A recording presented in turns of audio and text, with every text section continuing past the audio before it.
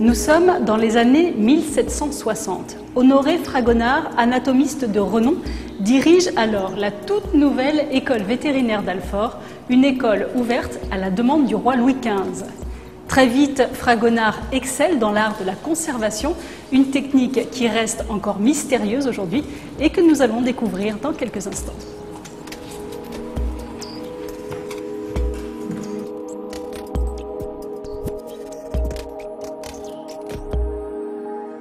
Donc vous vous trouvez ici dans un des plus vieux musées de France, le musée Fragonard, qui rassemble l'ensemble des collections de l'école royale vétérinaire d'Alfort. Et vous voyez que c'est un cadre qui est prestigieux, avec des grandes vitrines, plus de 4200 objets qui sont présentés et qui décrivent toute l'anatomie et la pathologie des animaux domestiques. Et puis vous voyez qu'il y a des grandes salles avec des décors assez fantastiques du début du XXe siècle. Et donc le Val-de-Marne a ce privilège d'avoir un musée extrêmement récent, le McVal, et d'avoir le plus vieux musée de France, le musée Fragonard. Et bien ici, vous voyez une vitrine typique d'anatomie. C'est-à-dire que les vétérinaires ont besoin, pour retenir l'anatomie, la physiologie, la pathologie des animaux, d'utiliser un mode qu'on appelle le mode comparatif.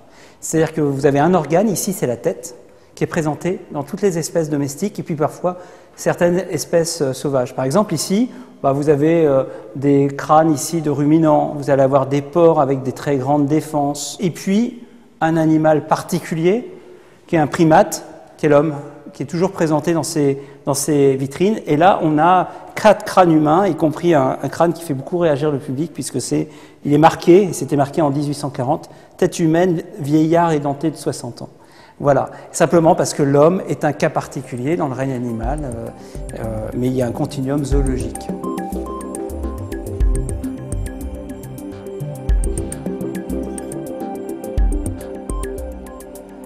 Alors dans le musée Fragonard, il n'y a pas que de l'anatomie normale, il y a aussi de l'anatomie anormale, et notamment de la tératologie, c'est-à-dire des monstres en tout genre. Alors des individus qui ont des membres supplémentaires, qui ont 2 têtes, qui ont 2 corps, puis des choses extrêmement étranges qui sont bien connues dans la mythologie, comme les sirènes. On a une sirène, un enfant sirénomèle, et puis des cyclopes en série. Simplement, les anciens, lorsqu'ils ont vu naître ces êtres difformes, ont dû leur attribuer des valeurs surnaturelles, et cette empreinte est restée dans la mythologie et dans de nombreuses cultures. Donc vous avez ici typiquement des cyclopes, ici, donc soit un seul œil, soit 2 yeux dans un orbite, qui sont des animaux qui sont non viables, mais qu'il faut pouvoir reconnaître in utero, c'est-à-dire dans l'utérus maternel, pour pouvoir trouver un moyen de les faire sortir.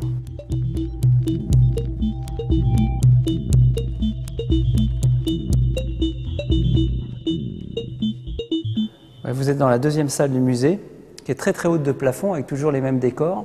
Et c'est une muséographie qui est tout à fait typique de la fin du XIXe siècle, qu'on retrouve d'ailleurs au Muséum national d'histoire naturelle, dans la galerie d'anatomie comparée. Et vous avez une quantité de squelettes, d'animaux domestiques principalement, et quelques animaux sauvages qui se trouvent là. Alors au milieu trônent des objets assez incroyables, comme cette tête de cheval. C'est un buste du cheval qui était considéré comme étant le plus bel étalon pur sang en 1828, et c'était le cheval préféré du duc d'Angoulême, le fils du roi Charles X. Et autour, vous trouvez une autruche, une girafe, qui sont des animaux qui sont morts à la ménagerie du roi à Versailles, et qui ont été amenés à l'école d'Alfort au XVIIIe siècle, où les squelettes ont été préparés. Donc c'est une mémoire des études zoologiques du siècle des Lumières.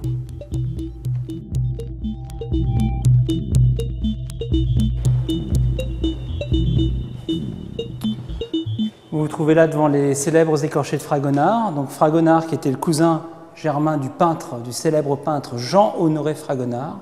Cet Honoré Fragonard a été d'abord chirurgien, il s'est formé à l'anatomie humaine avant de venir à l'école vétérinaire de Lyon en 1762, puis à celle de Paris en 1765, et s'est mis à fabriquer ces corps humains et d'animaux momifiés selon une technique très particulière qui utilise la déshydratation par l'alcool.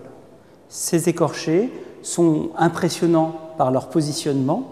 Vous voyez que cet homme semble agressif, avec son regard dévié, sa mâchoire d'âne, et c'est une évocation de Samson se battant contre les Philistins avec sa mâchoire d'âne. C'est une scène biblique. Fragonard est connu aujourd'hui par ses réalisations qui ont su résister à l'outrage des siècles, et ce sont aujourd'hui les derniers écorchés du XVIIIe siècle, typiques des écorchés qu'on trouvait dans les grands cabinets de curiosité du siècle des Lumières qui soit parvenue jusqu'à nous.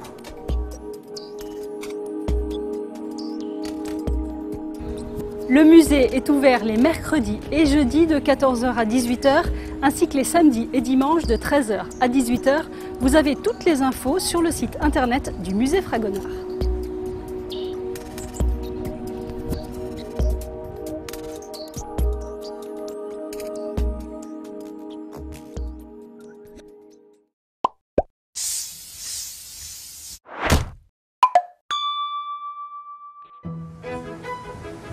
Nous sommes dans l'école vétérinaire de Maisons-Alfort, direction le jardin botanique. Autrefois dédié exclusivement à l'enseignement et à la recherche scientifique, il est aujourd'hui ouvert au public. Visite guidée avec le docteur Perrault.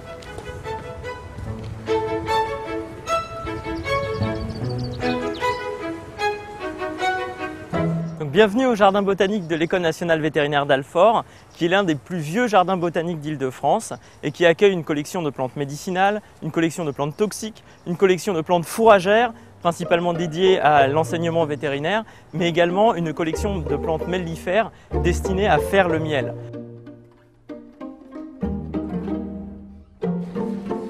Donc là, nous sommes autour de notre bassin dédié aux collections de plantes médicinales, avec par exemple celle-ci. C'est le saule blanc du genre Salix, qui est en fait l'arbre à l'origine du médicament le plus vendu actuellement au monde, qui est l'aspirine. Le saule, qui vit les pieds dans l'eau, dans les marais et qui est extrêmement flexible, était considéré comme utile pour soigner les rhumatismes et les fièvres des marais tels que le paludisme qui sévissait en Europe jusqu'à la fin du XVIIIe siècle. Mais c'est bien la nature qui est à l'origine de ce nouveau médicament.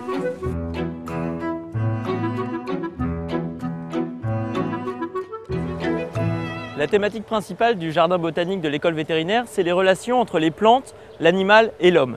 Et principalement les relations entre les plantes et les insectes, à travers une collection qu'on appelle une collection de plantes entomophiles, qui servent à butiner pour les insectes, et notamment des plantes dites mellifères qui servent à faire le miel, puisque depuis 1766, date de création de l'école bénéficie de ruches et produit son propre miel.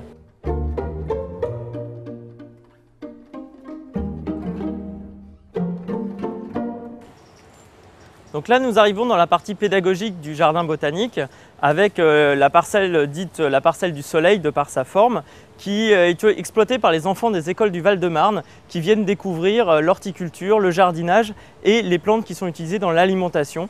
Plantes nouvelles comme la pomme de terre ou la tomate, ou des plantes plus anciennes et moins bien connues comme la roche. Cette plante-ci, de la même famille que la plante de l'épinard, qui était utilisée au Moyen-Âge toute la saison d'été, dès qu'elle germe.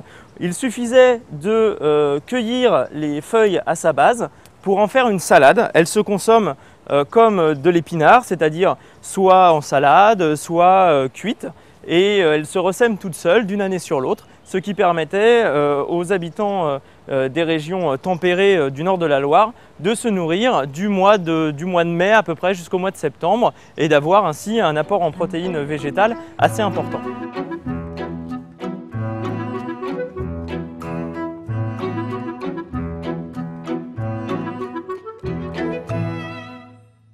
Je vous présente l'arbre emblème de notre jardin, le Ginkgo biloba. Celui-ci a environ 250 ans, il a été planté dès la création de l'école. Alors Ginkgo biloba, c'est un arbre originaire de Chine. Il tient son nom de biloba pour bilobé. Si l'on regarde ses feuilles, on peut le voir qu'elles ont 2 lobes, d'où le nom de biloba. Cet arbre est un arbre utilisé comme plante médicinale puisqu'il a des propriétés vénotoniques, c'est-à-dire qu'il améliore la circulation cérébrale notamment. Et c'est également un arbre mystérieux puisque c'est la première forme de vie qui est ressortie après l'explosion des bombes atomiques au Japon. Le premier être vivant à être réapparu sur l'ère de destruction totale liée à la bombe, c'est le ginkgo. Et d'ailleurs, un très célèbre biologiste a obtenu un prix Nobel grâce à ses études sur les propriétés médicinales du ginkgo.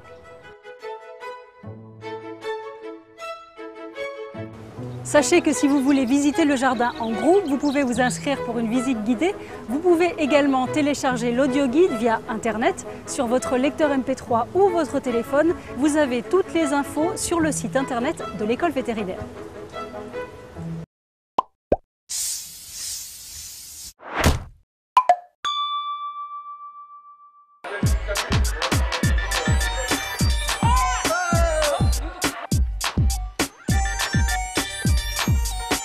Je m'appelle Gladys Epang, j'ai 28 ans, je pratique le taekwondo.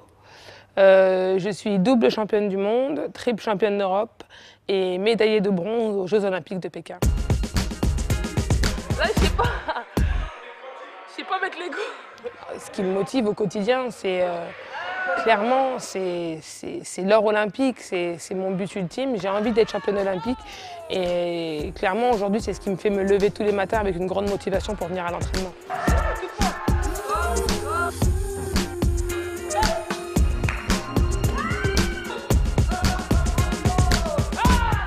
J'étais une grande fan de Bruce Lee, Jackie Chan, Jet Li. Et en plus de ça, j'ai toujours aimé faire du sport. Et une amie m'a emmenée une fois dans une salle de taekwondo. Et là, ça a été tout de suite la révélation. J'avais le droit de crier, de sauter, de frapper sur les gens.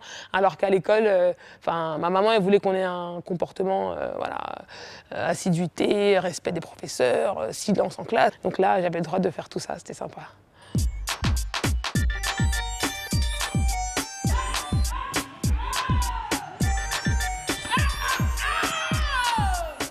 Bien, faut l'avouer, j'ai une attache particulière à Saint-Maur, à mon club, qui a toujours été là pour moi, qui m'a toujours soutenue. C'est un confort psychologique très important pour moi.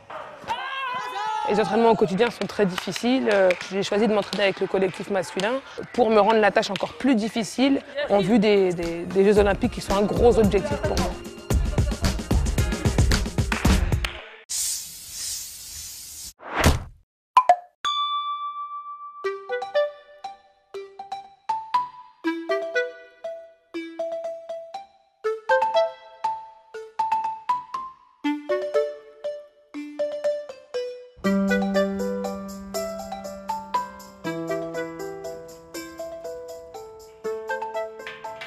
Au fil de l'eau est une association d'éducation populaire qui a été créée en 1982.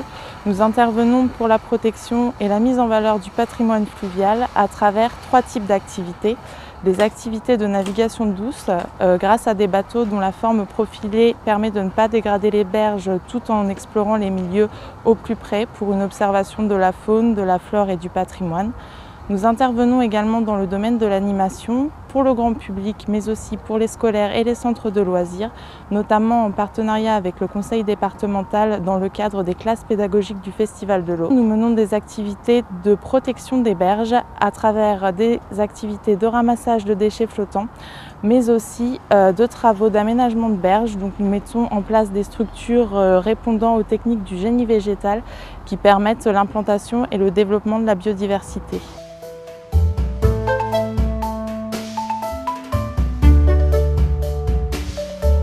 Toutes nos activités sont menées dans le cadre de l'insertion par l'activité économique. Nous portons 2 chantiers d'insertion, à la fois dans le département du Val-de-Marne, mais aussi de la Seine-Saint-Denis.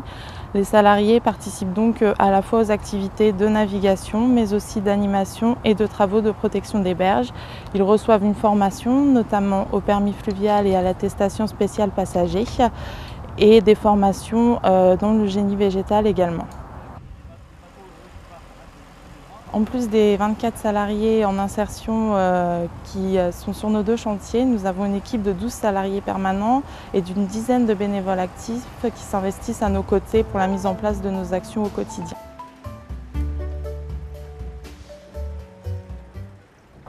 L'association Au fil de l'eau porte donc un projet global de développement territorial autour de la voie d'eau.